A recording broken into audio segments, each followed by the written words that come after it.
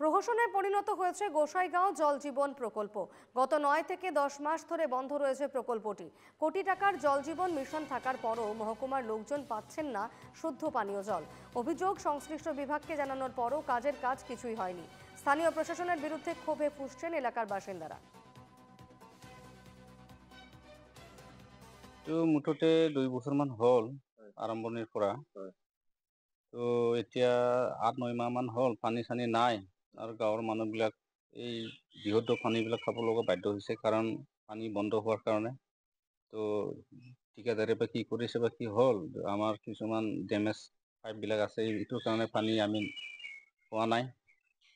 আমি বৰ্তমান পানীবিলাক পোৱাই নাই। এইটো জল জীৱন মিছন। এইটো মই নাজানো। আমি 6-7 মাহমান পাইছোঁ পোৱাটো। ইয়াৰ পিছতে আৰু বন্ধ হ'ল। 6-7 মাহ পাৰ হৈছে, 9-10 মাহমান হ'ল। নাই, এতিয়া নাই, বন্ধ। নাই, গড়বিলাকতো ভাল বনাইছে আৰু পানীৰ কিবা ব্যৱস্থাবিলাক চব ঠিকে, কিন্তু কিবা এটা কাৰণত কি হ'ল মানে পানী মানে দিব নোৱাৰা হয় ছাপ্লায়াৰবিলাক।